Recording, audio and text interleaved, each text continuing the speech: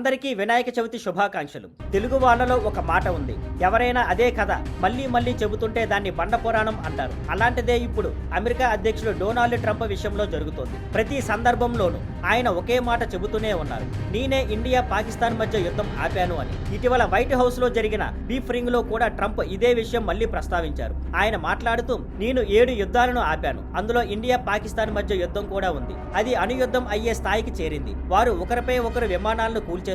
నేను దాన్ని ఆపినందుకు చాలా గర్వపడుతున్నాను అన్నారు. అయితే భారత ప్రభుత్వం ఇప్పటికే స్పష్టం చేసింది, వాస్తవానికి యుద్ధాన్ని ఆపింది పాకిస్తాన్ సైన్యం అమెరికా స్టేట్ సెక్రటరీకి సమర్పణతో రిక్వెస్ట్ చేయడంతో జరిగిందని. అమెరికా మధ్యవర్తిగా వ్యవహరించిన పరిస్థితి ఏదో ఒక రోజు శాంతించేదే అని చెప్పింది. అయినా ట్రంప్ మాత్రం ఈ విషయాన్ని మళ్ళీ మళ్ళీ చెబుతూ క్రెడిట్ అంతా తనదేనని చెప్పుకుంటూనే ఉన్నారు. దాంతో ఆయన మాటలు ఇప్పుడు నిజంగా బండ పురాణం లాగా అనిపిస్తున్నాయి.